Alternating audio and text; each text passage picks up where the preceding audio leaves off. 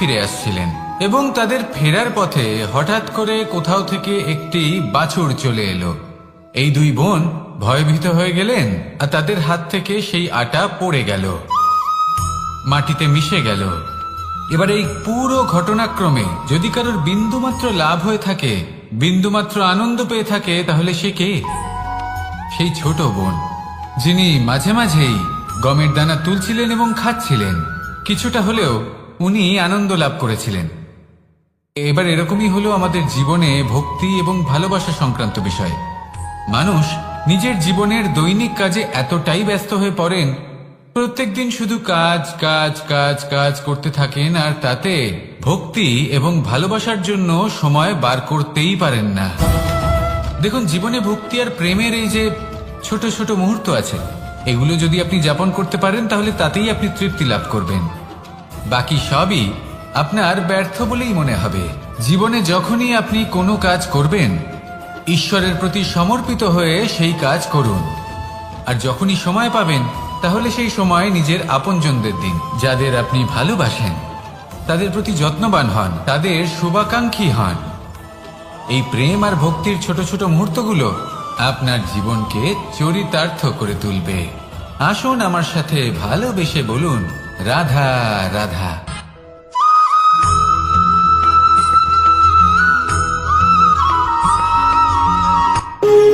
যখন মানুষের মৃত্যু হয় তখন কি হয়? অনেক সংখ্যক মানুষ শোক পালন করতে চলে আসেন।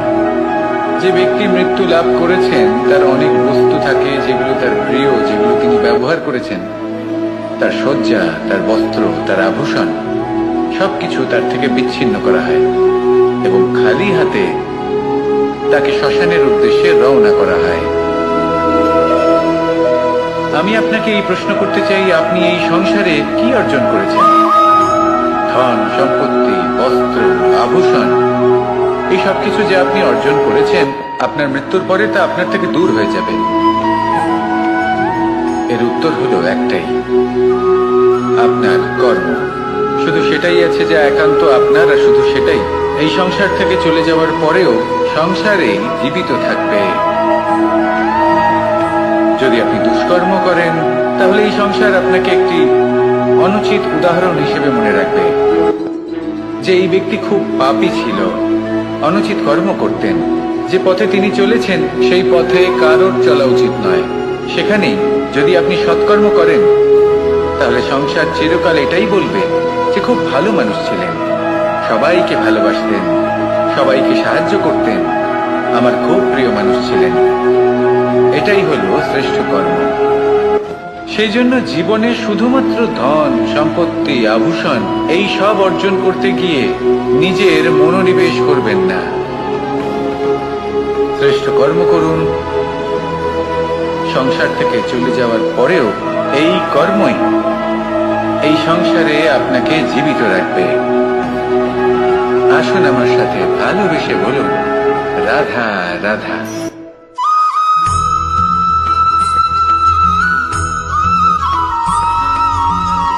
পুরুষার্থ।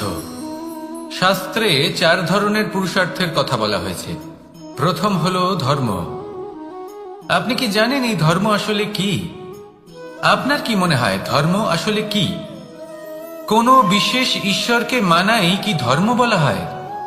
নাকি কোনো বিশেষ রীতি পালন করাই হলো ধর্ম? নাকি কোনো বিশেষ সাহিত্যকে সর্বশ্রেষ্ঠ মনে করাই হলো ধর্ম? না, ধর্ম হলো সেটা যাকে ধারণ করা যেতে পারে। আর ধারণ শুধু সেটাই করা যায় যা পবিত্র। পবিত্র শুধু তাকেই বলা হয় যা নিঃস্বার্থ, যার মধ্যে শাসন করার কোনো ইচ্ছে নেই, যা সরলভাবেই প্রবাহমান, জল এবং বায়ুর মতো। যখন কোনো ব্যক্তি ধর্মকে ধারণ করেন এবং সেই ধর্ম সেই ব্যক্তিকে রক্ষা করে, তখন তাকে ধর্ম বলা হয়। ধর্ম যা রক্ষা করে অহংকার থেকে, খারাপ চিন্তার হাত থেকে। সেই জন্য পুরুষার্থ গড়ে তোলার আগে, ধর্ম পালন করার আগে ধর্মের প্রকৃত অর্থ কি সেটা বুঝে নিন। এটা জেনে রাখুন যে সমস্ত ধর্মের আধার, সমস্ত ধর্মের ভিত শুধুমাত্র ভালোবাসা। আসুন আর এই ভালোবাসার সাথেই বলুন রাধা রাধা।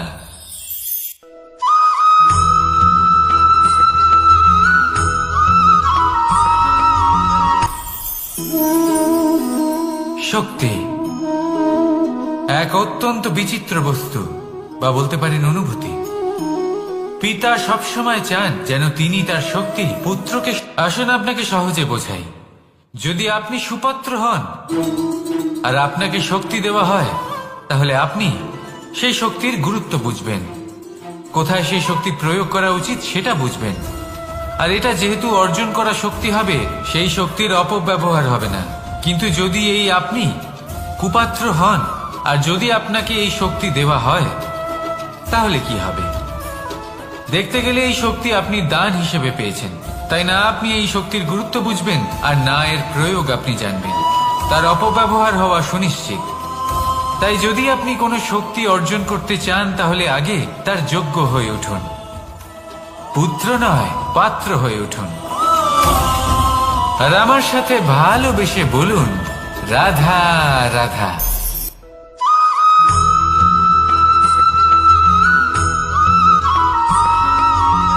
কথায় আছে যে এমন কোনো অক্ষর নেই যার দ্বারা কোনো মন্ত্র হয় না, এমন কোনো বনস্পতি নেই যা নিজেই একটা ঔষধি নয়, পৃথিবীর এমন কোনো ব্যক্তি নেই যার মধ্যে কোনো যোগ্যতা থাকে না। শুধু প্রয়োজন হলো যে ব্যক্তিকে আমরা খুঁজে চলেছি তাকে সঠিকভাবে চিনে নেওয়া। যদি তার যোগ্যতা, তার বিশেষত্ব আমরা বুঝতেই না পারি, তাহলে আর লাভ কি রইল?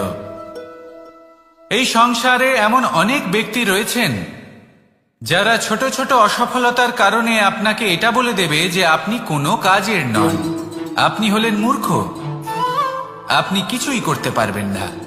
এইসব কথায় কখনোই বিশ্বাস করবেন না, কারণ আপনি এবং প্রত্যেকটি জীব এই পরমাত্মা এবং এই প্রকৃতির সৃষ্টি, যা অত্যন্ত বিশেষ। যদি আপনাকে উদাহরণ দিই, তাহলে একদিকে আছে তরোয়াল, একটা বড় লম্বা তরোয়াল, যার দ্বারা যুদ্ধ করা যায়, জয়লাভ করা যায়। আর অন্যদিকে রয়েছে একটা ছোট্ট সূচ, কিন্তু যে কাজ একটা ছোট্ট সূচ করতে পারে তা একটা তরোয়াল দ্বারা সম্ভব নয়। এর অর্থ হলো এটাই যে প্রত্যেকটা রচনা অত্যন্ত অমূল্য এবং অত্যন্ত বিশেষ হয়।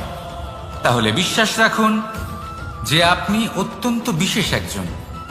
আর প্রেমের সাথে বলুন রাধা রাধা।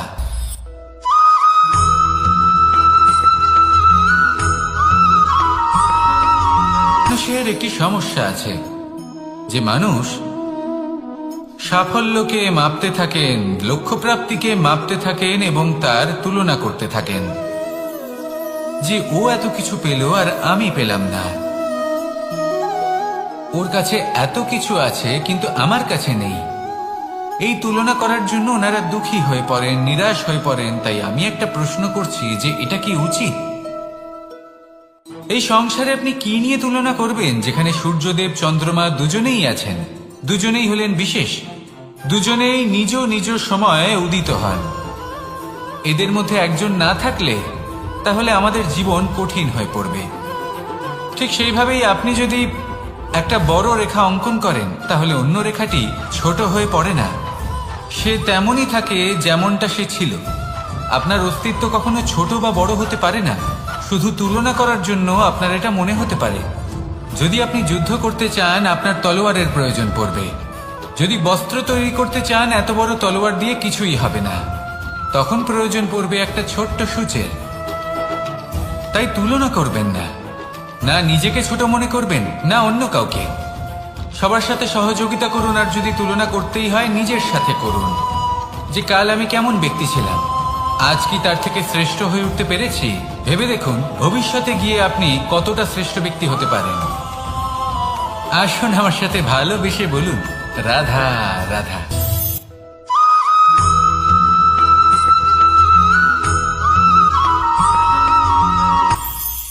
এটা হলো ধান গাছ। এর থেকে যে চাল উৎপন্ন হয় তা মানুষ গ্রহণ করেন। আর এটা কি? এ হলো জংলি ঘাস। একবার ভেবে দেখুন, যদি এই জংলি ঘাস ধান গাছের আশেপাশে থাকে তাহলে কি হবে? ধান উৎপন্ন হতে পারবে? তা উৎকৃষ্ট হতে পারবে? আমরা কি তা গ্রহণ করতে পারবো? কখনোই নয়।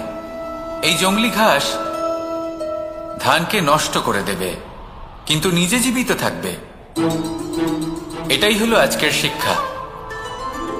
এই সংসারে যদি আপনি নীতির পথে চলতে চান, উচিত কর্ম করতে চান, সংসারকে সেবা করতে চান, তাহলে জংলি ঘাসের মতো ব্যক্তিদের থেকে সবসময় দূরে থাকতে হবে। সেই ব্যক্তি যারা দুর্নীতি এবং মিথ্যা দ্বারা পরিপূর্ণ, যাদের ব্যবহার অশুভ, যাদের অনেক অশুভ গুণ রয়েছে, তারা সঠিক নয়। সেই সকল ব্যক্তি যাদের চরিত্র অত্যন্ত দুষ্ট হয়, তারা হয় শুভ চরিত্রের ব্যক্তিকে একদম নষ্ট করে দেয়, নয় নিজের মতো বানিয়ে তোলে। তাই যদি আপনি নীতির পথে চলতে চান, এই সংসারের জন্য শুভ কর্ম করতে চান, তাহলে সেই সঙ্গ লাভ করুন যে সঙ্গ জ্ঞানে পরিপূর্ণ, যাদের মধ্যে অনেক গুণ আছে, যাদের থেকে প্রতিদিন কিছু শিখতে পারবেন। এমন ব্যক্তির সাথে জীবন অতিবাহিত করুন। দুরাচারীদের থেকে দূরে থাকুন। তবেই এই মন প্রসন্ন হয়ে বলবে, রাধা রাধা।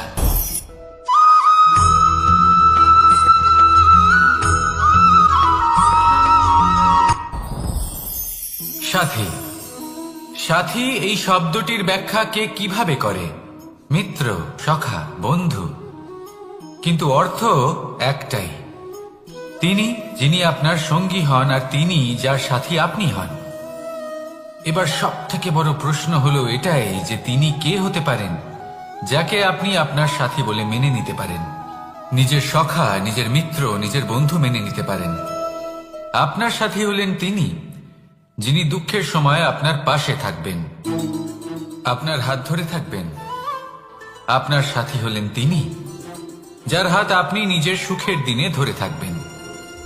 সেই সাথীরই হাত ধরুন যিনি দুঃখে সবসময় আপনাকে সাহায্য করার জন্য তৎপর হয়ে থাকেন, আপনার পাশে থাকেন, আর যাকে সুখের দিনে আপনি আপনার সাথে রাখতে পারেন। আর যখন আপনার সাথে আপনার এই সাথী থাকবে, তখন আপনি এটা বুঝবেন যে যখন জীবনে দুঃখ আসে, তখন এই দুঃখ কমে যায়, সবার মধ্যে ভাগ হয়ে যায়। আর যদি তখন সুখ আসে, তাহলে সেটা সবার উপস্থিতিতে আরো বেড়ে যায়।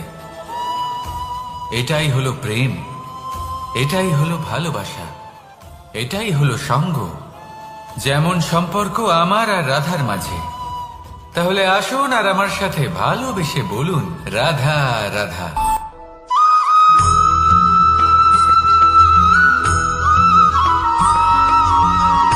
কথায় আছে, অন্ধকারে প্রদীপ প্রজ্বলিত করলে চতুর্দিক আলোকিত হয়। কিন্তু যদি এই প্রদীপ আমি সূর্যের আলোর সম্মুখে সকালবেলায় প্রজ্বলিত করে রেখে দিই, তাহলে কি হবে?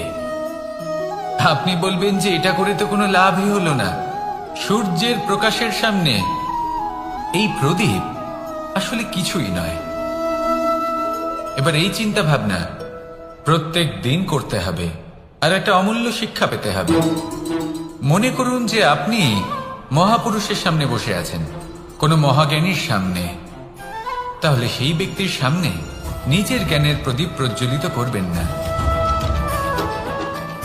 নীরব থাকুন, আর সেই ব্যক্তির সূর্যের প্রকাশের মতো জ্ঞান প্রাপ্ত করুন। যতটা পারবেন জ্ঞান লাভ করুন।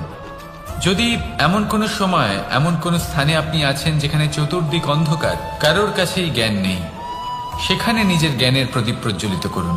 এমন করলে দুদিক থেকেই আপনার লাভ হবে। আপনার জ্ঞান প্রাপ্তিও হবে, আর জ্ঞানের সঠিক প্রয়োগও করতে পারবেন। আর এই মন প্রসন্ন হয়ে বলবে, রাধা রাধা।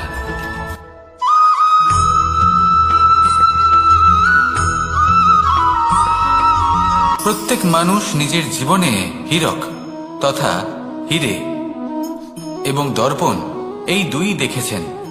এই দুই হলো সাদা, এবং এরা দুজনেই আলোর প্রতিফলন ঘটায়, এবং এরা দুজনেই উজ্জ্বল হয়ে ওঠে। আপনি হয়তো মনে মনে ভাবছেন যে এটা কি ধরনের তুলনা করছি। একটা হীরে তো রত্ন, তার মূল্য দর্পণের থেকে অনেক গুণ বেশি। কিন্তু হীরে থাকাতে দর্পণের মূল্য কিন্তু কোনো অংশে কমে যায় না, তাই না? মানুষ যখন হিরে নিজের হাতে নেয় তখন সবার আগে কি খোঁজে? দর্পণ, যাতে তার মধ্যে দিয়ে দেখে সে বুঝতে পারে যে সেই হিরে আদৌ তার শোভা বর্ধন করছে কিনা, তাকে ভালো দেখাচ্ছে কিনা, প্রসাধনের জন্য সেটা ব্যবহার করা ঠিক হবে কিনা। অর্থাৎ হীরের উপস্থিতিতে দর্পণের গুরুত্ব কম হলো না, দর্পণের কারণে হীরের মূল্য বোঝা গেল। আমাদের জীবনেও ঠিক এরকমই ঘটে। আপনারা যদি সংসারে নিজের আশেপাশে দেখেন, এমন অনেক মানুষ দেখতে পাবেন যারা নিজেদের ক্ষেত্রে মহান স্থানে পৌঁছেছেন, নিপুণ এবং শ্রেষ্ঠ হয়েছেন। আর তাদের মধ্যে আপনার নিজের মনে হয় যেন আপনি হলেন দর্পণ। নিজেকে ছোট মনে করবেন না। আপনার মূল্য কম হচ্ছে না, আপনার নিজস্ব মূল্য আছে। আর যদি আপনার অস্তিত্ব না থাকে তাহলে ওনাদের অস্তিত্বের মূল্য সংসার বুঝতেই পারবে না। জীবনে সবসময় চেষ্টা করবেন যাতে আপনি আরো বেশি শ্রেষ্ঠ হয়ে উঠতে পারেন। আপনি নিজে যে স্থানে আছেন সেটাকে ছোট মনে করবেন না, তারও নিজস্ব একটা মূল্য আছে। যদি আপনি হিরে হয়ে থাকেন তাহলে অহংকার করবেন না, যদি আপনি দর্পণ হয়ে থাকেন তাহলে নিজেকে ছোট মনে করবেন না। আসুন আর আমার সাথে ভালোবেসে বলুন, রাধা রাধা।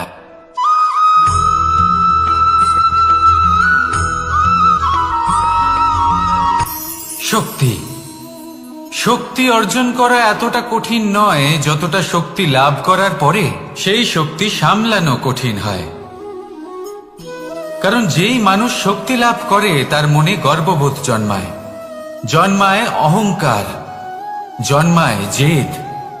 তাই শক্তি প্রাপ্ত করার সাথে বিনম্র থাকাও অত্যন্ত আবশ্যক। আর এটা আমাদের শেখা উচিত বৃক্ষের থেকে। বৃক্ষ যা আমাদের ফল দেয়, বৃক্ষ যা যত ফল দেয় ততটাই ঝুঁকে যায়।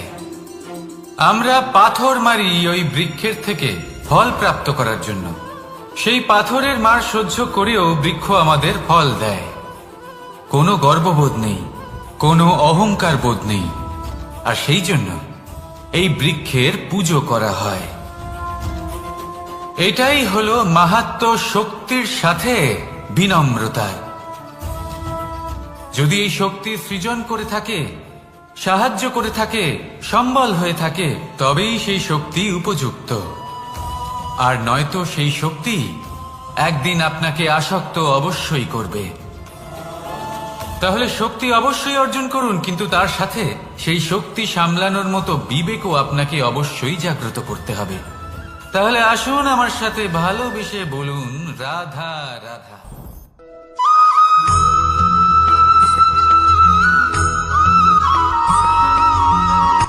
কথায় আছে, অন্ধকারে প্রদীপ প্রজ্বলিত করলে চতুর্দিক আলোকিত হয়। কিন্তু যদি এই প্রদীপ আমি সূর্যের আলোর সম্মুখে সকালবেলায় প্রজ্বলিত করে রেখে দিই, তাহলে কি হবে?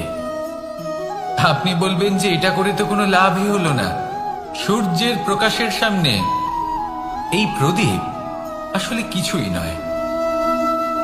এবার এই চিন্তা ভাবনা প্রত্যেক দিন করতে হবে, আর একটা অমূল্য শিক্ষা পেতে হবে। মনে করুন যে আপনি মহাপুরুষের সামনে বসে আছেন, কোনো মহাজ্ঞানীর সামনে। তাহলে সেই ব্যক্তির সামনে নিজের জ্ঞানের প্রদীপ প্রজ্বলিত করবেন না, নীরব থাকুন। আর সেই ব্যক্তির সূর্যের প্রকাশের মতো জ্ঞান প্রাপ্ত করুন। যতটা পারবেন জ্ঞান লাভ করুন। যদি এমন কোনো সময়, এমন কোনো স্থানে আপনি আছেন যেখানে চতুর্দিক অন্ধকার, কারোর কাছেই জ্ঞান নেই, সেখানে নিজের জ্ঞানের প্রদীপ প্রজ্বলিত করুন। এমন করলে দুদিক থেকেই আপনার লাভ হবে। আপনার জ্ঞান প্রাপ্তিও হবে, আর জ্ঞানের সঠিক প্রয়োগও করতে পারবেন। আর এই মন প্রসন্ন হয়ে বলবে, রাধা রাধা।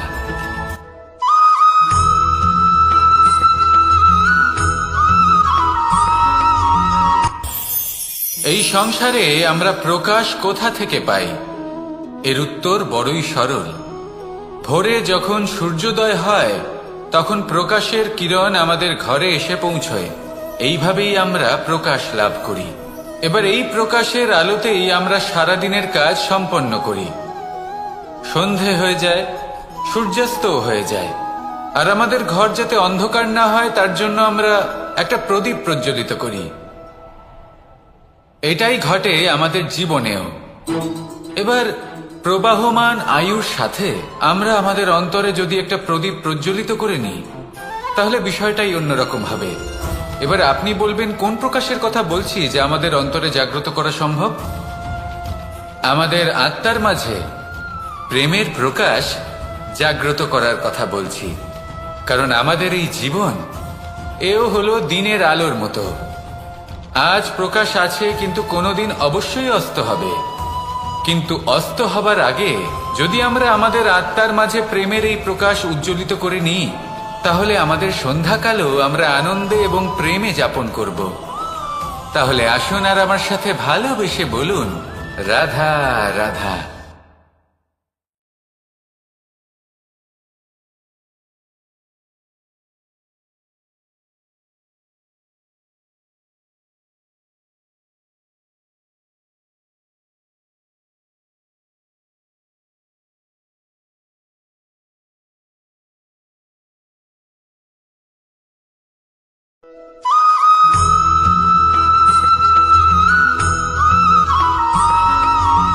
কথায় আছে যে এমন কোনো অক্ষর নেই যার দ্বারা কোনো মন্ত্র হয় না।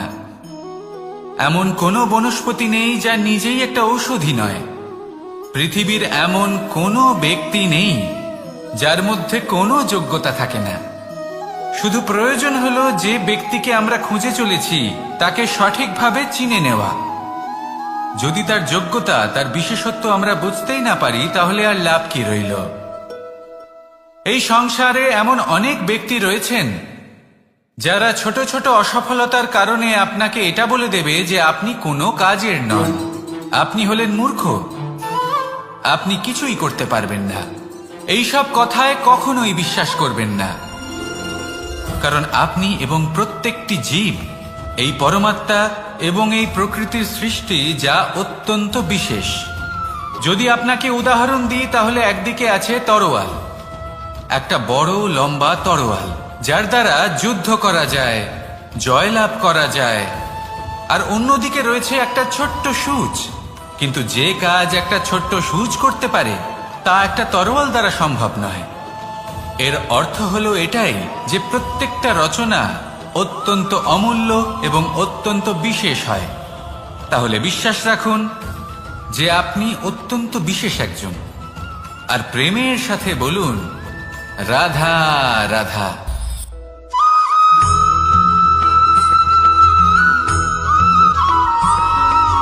জীবনে যখন কোনো ব্যক্তি নিজের লক্ষ্য প্রাপ্তির জন্য নিরন্তর পরিশ্রম করতে থাকেন, চেষ্টা করতে থাকেন, তখন তিনি কষ্ট অনুভব করেন।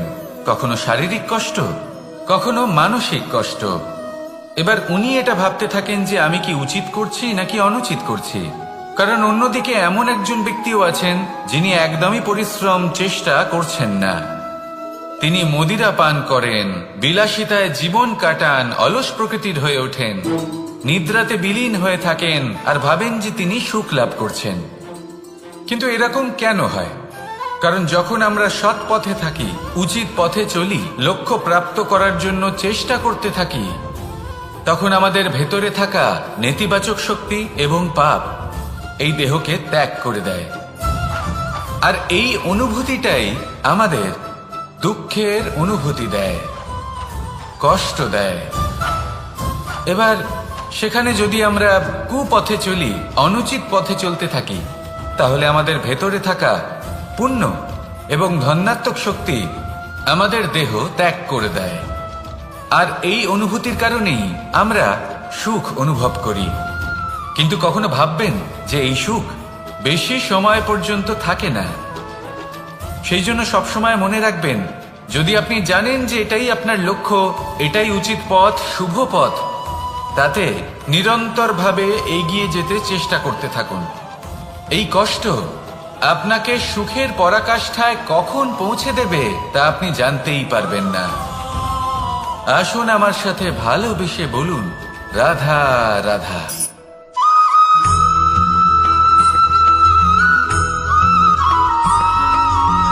এই দড়িটা দেখুন, ছোট ছোট রেশম দ্বারা তৈরি, এটা সরু সুতো দ্বারা তৈরি হয়েছে এটা, আর এ অত্যন্ত কোমলও বটে। আর আপনি চাইলে এটা সোজাও করে দিতে পারেন, আর চাইলে এটা বেঁকিয়েও দিতে পারেন, আর যদি চান তাহলে এটা গোল গোল করে বেঁধে কোথাও রেখেও দিতে পারেন। এবার এই কোমল দড়ি যদি কোনো নিষ্ঠুর কঠিন পাথরে বারংবার জড়িয়ে দেওয়া হয়, তাহলেও তাকেও কাটতে পারে, নিজের ছাপ ছেড়ে যেতে পারে, সেটার আকারও বদলে ফেলতে পারে। এবার এর কারণ কি? এর কারণ হলো অভ্যাস আর নিরন্তর প্রচেষ্টা। যদি আপনিও চেষ্টা করেন আর নিরন্তর কর্ম করে যান, তাহলে আপনার প্রারব্ধ পাথরের মতো কঠিনই হোক না কেন, তাতে ভাঙন ধরিয়েও আপনি নিজের লক্ষ্যে অবশ্যই পৌঁছতে পারবেন। একটা গুরুত্বপূর্ণ কথা মনে রাখবেন,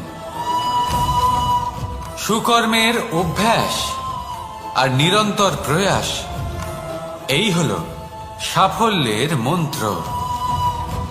তাহলে জীবনে এই মন্ত্র আনুন আর আমার সাথে ভালোবেসে বলুন, রাধা রাধা।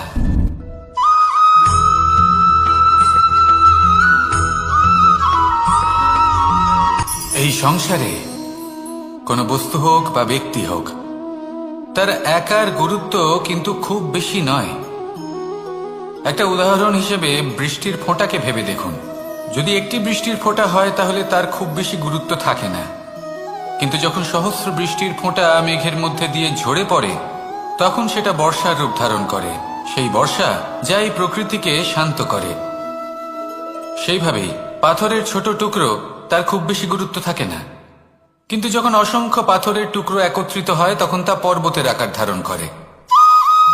সেইভাবেই কিছু মানুষ যখন একত্রিত হন তখন তৈরি হয় পরিবার, কিছু পরিবার যখন একত্রিত হয় তখন তৈরি হয় সমাজ, যখন অনেক সংখ্যক সমাজ একত্রিত হয় তখন তৈরি হয় রাজ্য। এবার এই রাজ্যের সব থেকে গুরুত্বপূর্ণ ব্যক্তি হতে পারেন রাজা, কিন্তু তাও সেই রাজা একা কিছু করতে পারেন না। যুদ্ধ লড়ার সময় তারও নিজের সৈন্যদলকে প্রয়োজন পড়ে। কিন্তু এই সংসারে এমন একজন ব্যক্তি আছেন যিনি একাই সব কাজ করতে থাকেন, এবং সেই ব্যক্তি হলেন মা। আমাদের জীবনে একজন পিতার ভূমিকা কিন্তু নিঃসন্দেহে অমূল্য, কিন্তু আমাদের সকলের জীবনে যে ভূমিকা একজন মায়ের তা অন্য কারোর থাকে না। একজন মা একাই সন্তানকে বড় করতে পারেন, সংস্কারী করে তুলতে পারেন, তার জন্য পরিশ্রম করেন। আর এত কিছু কাজ করার পরেও তার কাজের জন্য তিনি প্রশংসা অবশ্য পান না। উল্টে যদি সেই সন্তান অনুচিত পথে চালিত হয়, অনুচিত কর্ম করে, তখন সেই মাকেই অপবাদের পাত্র হয়ে উঠতে হয়। আমাদের জীবনে মায়ের যোগদান কতটা সেটা বুঝুন। আপনাকে বড় করে তোলার জন্য উনি কতটা পরিশ্রম করেছেন সেটা বুঝুন। আজ থেকে, এখন থেকে, এই মুহূর্ত থেকে মাকে সম্মান করতে শিখুন। যখন সময় পাবেন, যখন সুযোগ হবে, তখন তার প্রশংসা করুন, ওনারও ভালো লাগবে। আর মায়ের এই মমতার জন্য, তার এই ভূমিকার জন্য আসুন সবাই মিলে আমরা তাকে প্রণাম করি, আর সকলে মিলে ভালোবেসে বলি, রাধা রাধা।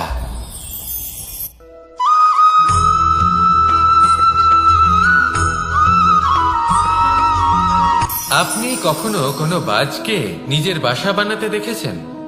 এই বাজ যখনই কোনো বাসা বানায় তখন উঁচু গাছের ডালে বা কোনো পর্বতের শিখরে বাসা বানায়, অনেক উচ্চতায়, আর সেখানে তার সন্তানও জন্মগ্রহণ করে।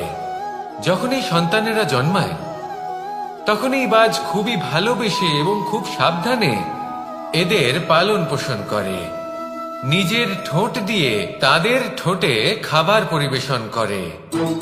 কিন্তু যেই সেই সন্তানেরা হৃষ্টপুষ্ট হয়ে যায় এবং সেই কথা বাজ নিজে বুঝতে পেরে যায়, সেই বাজ নিজেই সেই বাসা ছিন্ন ভিন্ন করে দেয়। সেই সন্তান যাদের সবেমাত্র ডানা গজিয়েছে, কিভাবে উঠতে হয় তারা জানে না, সেই সন্তানগুলিকে উচ্চতা থেকে ঠেলে দেয়। সেই সন্তান প্রথমে ভয়ভীত হয়ে যায়।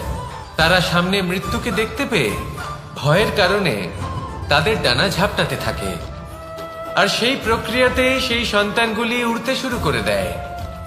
এবার এই ঘটনায় আমরা কি শিক্ষা পেতে পারি?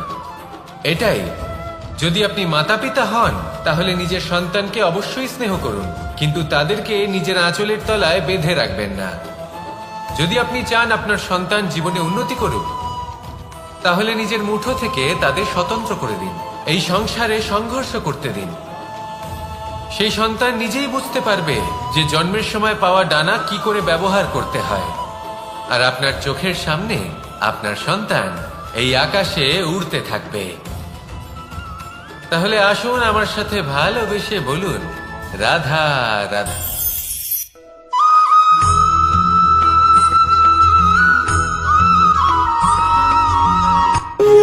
যখন মানুষের মৃত্যু হয় তখন কি হয়?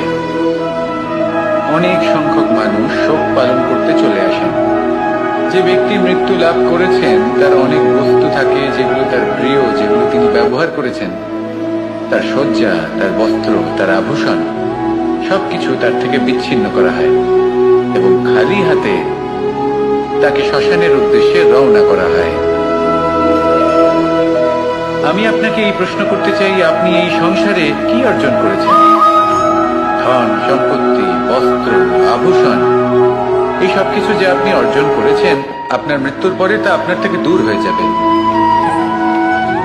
এর উত্তর হলো একটাই, আপনার কর্ম।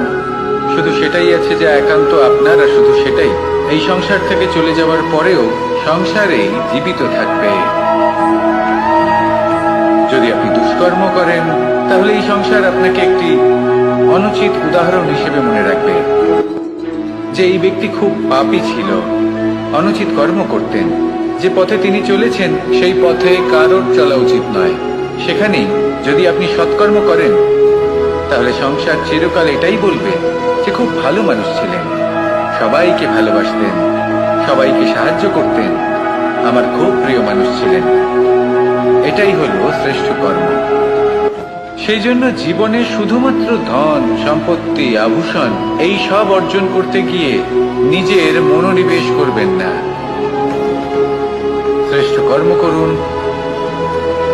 সংসার থেকে চলে যাওয়ার পরেও এই কর্মই এই সংসারে আপনাকে জীবিত রাখবে। আসুন আমার সাথে ভালোবেসে বলুন, রাধা রাধা।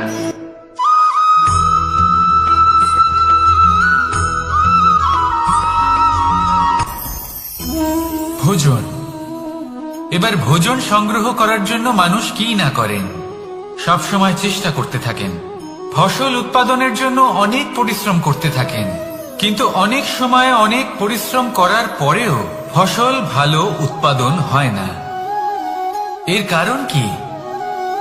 কারণ হলো এটাই যে আপনি পরিশ্রম হয়তো অনেক করেছেন, কিন্তু আপনার নজর তো সেই বীজের দিকে ছিলই না যা আপনি রোপণ করেছেন। সেই জন্য সব সময় কোনো বীজ রোপণ করার আগে তাকে পরখ করে দেখুন, তা অত্যন্ত আবশ্যক। আর সেইভাবেই যখনই কোনো কর্মের প্রশ্ন আসে তাহলে সেখানে শুধুমাত্র পরিশ্রম যথেষ্ট নয়।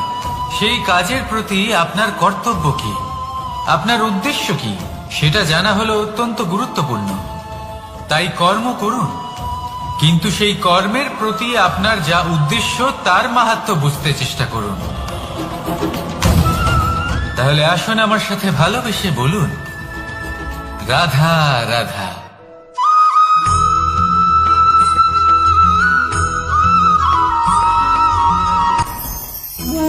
ভোজন। এবার ভোজন সংগ্রহ করার জন্য মানুষ কি না করেন, সব সময় চেষ্টা করতে থাকেন। ফসল উৎপাদনের জন্য অনেক পরিশ্রম করতে থাকেন, কিন্তু অনেক সময় অনেক পরিশ্রম করার পরেও ফসল ভালো উৎপাদন হয় না। এর কারণ কি? কারণ হলো এটাই যে আপনি পরিশ্রম হয়তো অনেক করেছেন, কিন্তু আপনার নজর তো সেই বীজের দিকে ছিলই না যা আপনি রোপণ করেছেন। সেই জন্য সব সময় কোনো বীজ রোপণ করার আগে তাকে পরখ করে দেখুন, তা অত্যন্ত আবশ্যক। আর সেইভাবেই যখনই কোনো কর্মের প্রশ্ন আসে, তাহলে সেখানে শুধুমাত্র পরিশ্রম যথেষ্ট নয়। সেই কাজের প্রতি আপনার কর্তব্য কি, আপনার উদ্দেশ্য কি, সেটা জানা হলো অত্যন্ত গুরুত্বপূর্ণ। তাই কর্ম করুন, কিন্তু সেই কর্মের প্রতি আপনার যা উদ্দেশ্য তার মাহাত্ম্য বুঝতে চেষ্টা করুন। তাহলে আসুন আমার সাথে ভালোবেসে বলুন, রাধা রাধা।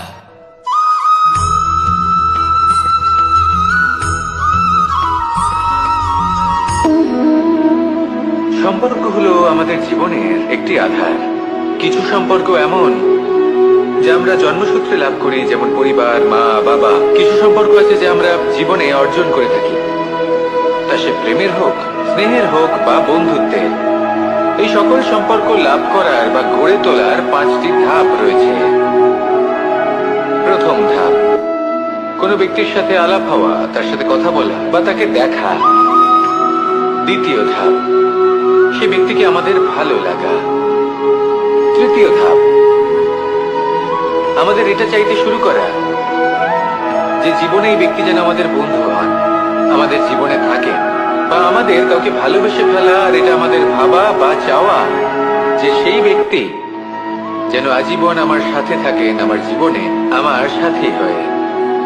চতুর্থ ধাপ, লাভ করা।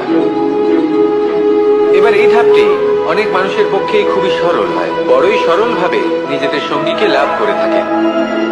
কিছু মানুষের জন্য এই ধাপ অত্যন্ত কঠিন হয়ে থাকে। অনেক প্রতিকূল পরিস্থিতির উপর জয়লাভ করে তারা সঙ্গীকে লাভ করেন, কিন্তু লাভ অবশ্যই করেন। এরপরে আসে পঞ্চম, অন্তিম এবং সব থেকে গুরুত্বপূর্ণ ধাপ। সেটা হলো সেই সম্পর্ক পালন করা। এটা হলো এমন এক বিষয় যা প্রত্যেক মানুষের শেখা উচিত। যদি ব্যক্তি নিজের জীবনে সম্পর্ক রক্ষা করতে শিখে যান, তবে প্রত্যেক সম্পর্ক তার জীবনকে স্বর্গ করে তুলবে।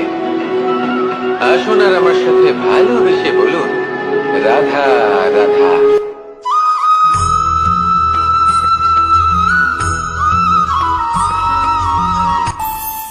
আমাদের মনে যখন কোনো প্রশ্ন ওঠে, কোনো দ্বন্দ্ব জাগে, তখন আমরা যাই আমাদের গুরুর কাছে, আমাদের আরাধ্যের কাছে গিয়ে জিজ্ঞেস করি। এইভাবেই একদিন আমি পৌঁছলাম আমার আরাধ্যের কাছে, আমার মহাদেবের কাছে, আর ওনাকে প্রশ্ন করলাম যে মহাদেব, জীবনে আনন্দ পাওয়ার, উৎসব পালনের, প্রেম ভাগ করে নেবার, জীবনকে উপভোগ করে নেওয়ার সর্বশ্রেষ্ঠ সময় কোনটা? মহাদেব হাসলেন আর উনি বললেন, জীবনে উৎসব পালনের সব থেকে শ্রেষ্ঠ দিন হলো মৃত্যুর ঠিক আগের দিনটা। প্রেম ভাগ করে নেওয়ার সব থেকে শ্রেষ্ঠ মুহূর্ত হলো মৃত্যুর ঠিক আগের মুহূর্ত। জীবনকে উপভোগ করে নেওয়ার সর্বশ্রেষ্ঠ প্রহর হলো মৃত্যুর 1 প্রহর পূর্বে। তখন আমি চমকে গেলাম।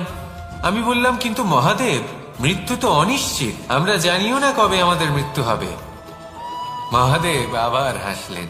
উনি বললেন যে যদি আমরা এভাবে জীবন কাটাই যে আমরা জীবনের প্রত্যেক দিন, প্রত্যেক মুহূর্ত, প্রত্যেক প্রহর শেষ বলে মনে করি, তাহলে আমাদের সমস্ত জীবন আনন্দের সাথেই অতিবাহিত হবে। কি বলেন?